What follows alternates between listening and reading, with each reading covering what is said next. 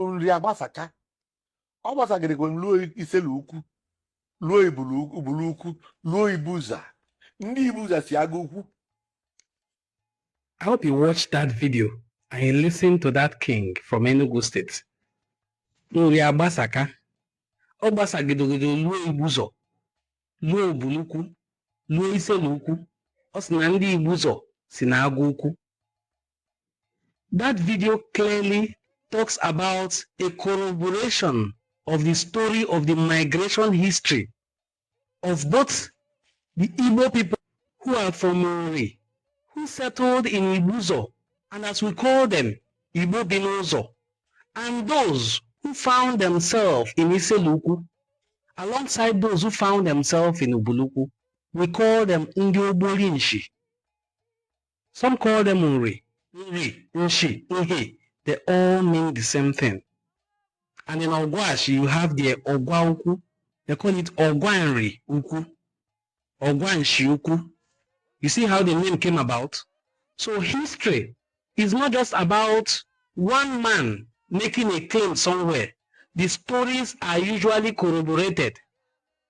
The story of the migration of the people who founded and peopled Ogwashuku, Ibuzo, and parts of the Oboli people in Iseluku and Akuku Igbo are the same. I laugh when I hear people who are revisionists say that there is no name as Igbo and that the name Igbo or the term Igbo was given to us by the colonial masters. What manner of ignorance is that? In my hometown of Ubuluku, we have a community, an ancient settlement called Obibo. We have an ancient settlement again called Akuku Igbo. We have Ibuzo. In the other side of Igbo land, that is the eastern part of Igbo land, we have Akuku Igbo as well. Because these names tend to repeat itself. Just like you have Asaba, meaning I have chosen well. We have Ashama, we have Ahaba in other parts of Igbo land. We have Ogwashi here, we have Ogwashi in other parts of Igbo land. We have Obolo here, we have Obolo in other parts of Igbo land. This only points to one thing. The same thing with Abo and all other names of the communities.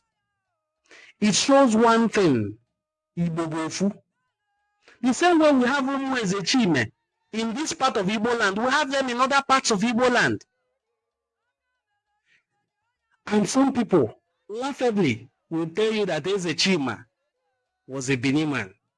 That the man who founded Onitsha was a Bini man. Since when did Bini people start bearing names like Ezechima? They couldn't change the name. They said it's Ezekide. Okay, so since when did Bini people start bearing titles like Eze?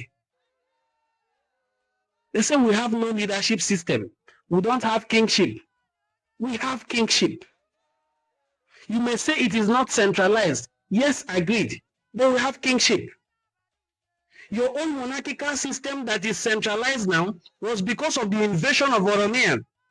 Before then, what you have was Ogiso dynasty, which was almost the same thing, a representative system of leadership. So, in Igbo, we must understand how interwoven we are. Igbo Bofu. And it is not a slogan. It is in practice very, very true. Historically, very, very true. Igbo Bofu.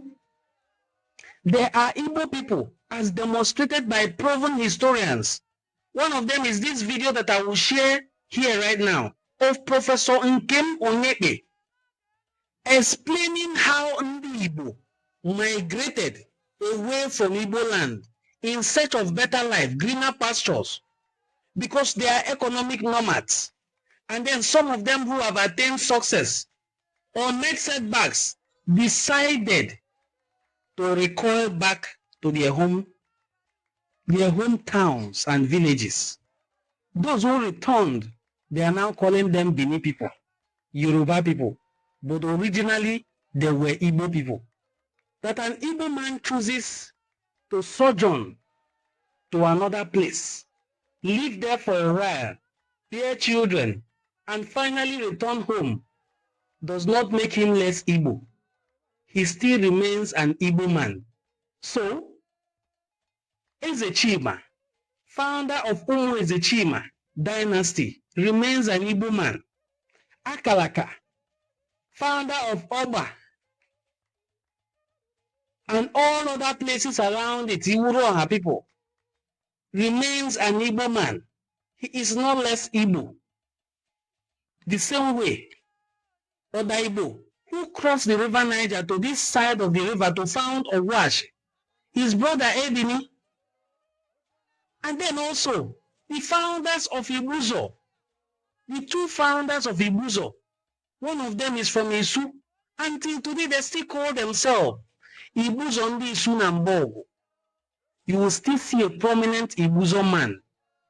Most strikingly, one of them is a doctorate degree holder, a historian, saying that he doesn't want to be part of the Southeast. And I asked them, what is this Southeast? And what is the hatred for Southeast, if not the Biafra War? And who caused the 1967 genocidal war against Ndi Igbo? Was he not an Anioma person? Major Chukwuma Kaduna Nzogwu is from Okpanam. Okpanam shares boundary with Ibuzo.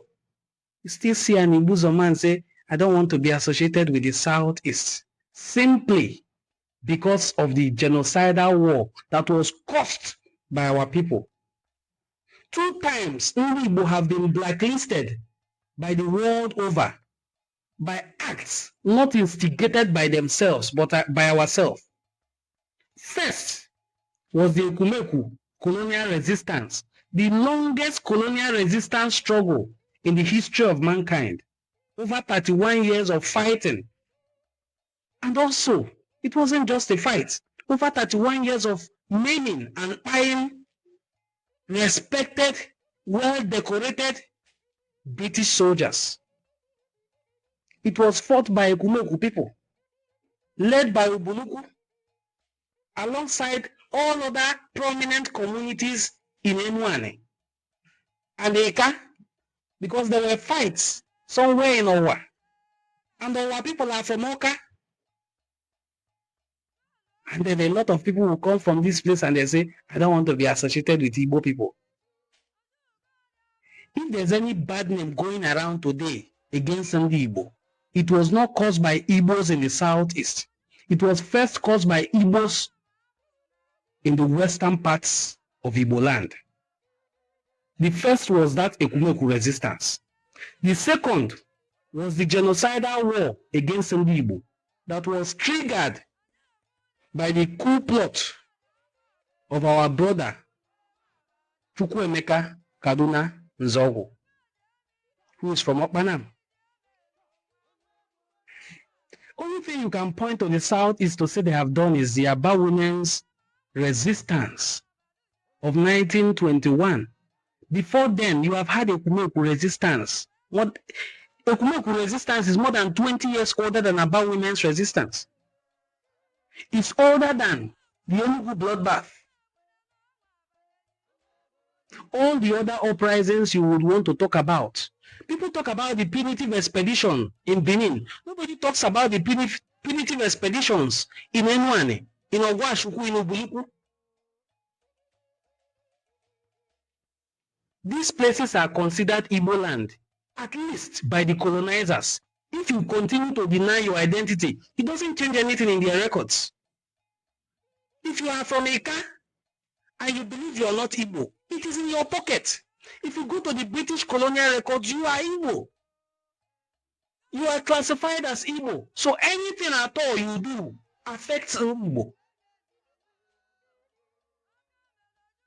And anything they do also affects you. So why would you not want to politically be aligned with these people for your own good? If politics is about number, why can't you make up that number? Today I am in the same state with 5 different ethnic groups. 4. I am Igbo, but I am in the same state with Isoko, Ishekiri, Ijo, and Urhobo. I don't understand their language. I can partly understand Isoko because some Isoko communities are Igbo. But what business do I have with Urhobo, Ishekiri, and some parts of Ijo that I don't understand their language, and Isoko? But I'm in the same state with them. Now you have a mutually intelligible language with Igbo from the southeast. But then you go jumping around. I don't want to be part of the southeast. They are trying to annex us. Who is trying to annex you? God is so wise that he graciously blessed every part of Igbo land. You don't have more crude oil than Igbo. You don't have more natural gas than them. I heard a video of the other time somebody from Ndokwa saying Ndokwa has the largest gas deposit in the whole of Africa. It's not Ndokwa, it's Imo State. Imo State has the largest gas reserve in the whole of Africa. Probably the world. It is Igbo land. Crude oil was first discovered in the eastern region, not in the middle belt, not in Midwest, not in the southwest. Biko, we must continue to push and promote Igbo unity because it is historically proven, because it is ancestral. It is beyond the quest for state creation. You can be in the same state with people who are not related to. But we are pushing for a state that helps to promote our ethnic identity. A state that helps us to advance our political cause with unity.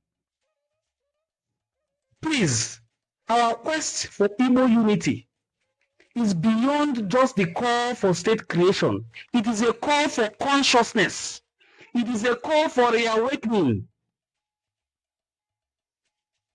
If you are conscious of who you are, then we can rest assured that you will pass the right information to your children.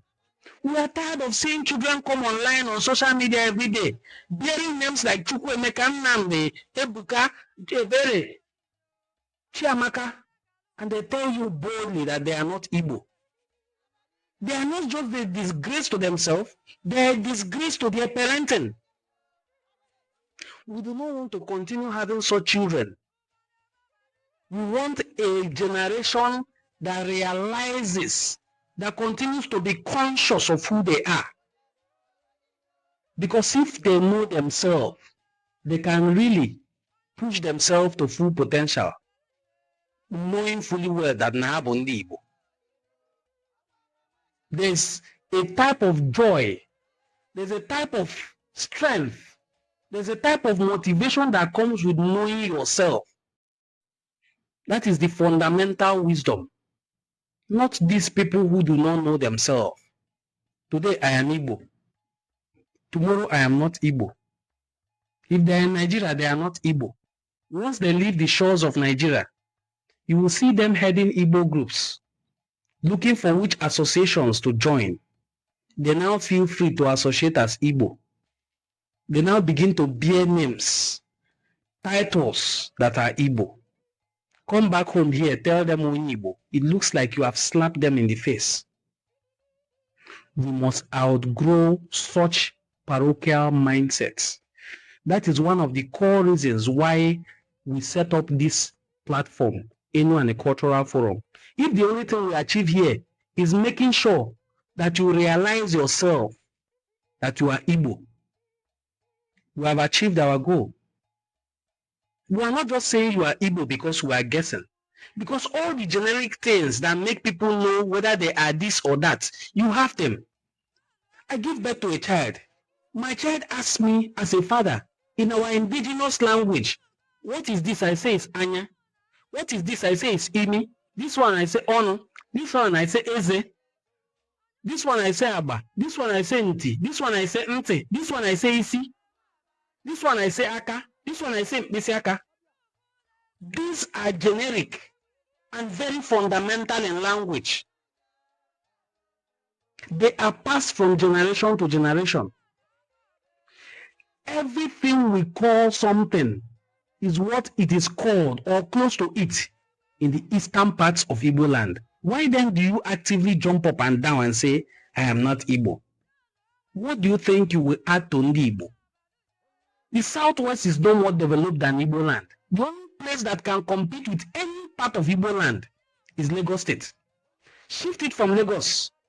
Give me that state that will compete with any state. I'm not even going to go Enugu or Owerri or Asaba. I'm going to keep it any eastern state, any Igbo state, not eastern states. Let me not make that mistake that I am trying to avoid. Any Igbo state. Give me that place in the southwest that can compete with Asaba. Give me that city in the southwest, outside Lagos State, that can compete with Asaba. Give me. I'll now have to start mentioning Enugu State, where you have the oldest indigenous university in Nigeria or in Africa. The oldest indigenous university in the whole of Africa. Please, let us be proud of who we are. Let us be conscious of who we are. And let us continue to promote who we are. Until next time when I come your way, my name remains Prince Onwadenem Ngozi Chukwuka Fortune. And this is Enuane Cultural Forum, where we promote the rich cultural heritage of the Igbo people. If this is your first time of seeing our video, please give us a thumbs up, share this video, drop your comments below, and also share this video to your audience. I will see you in my subsequent videos. Bye.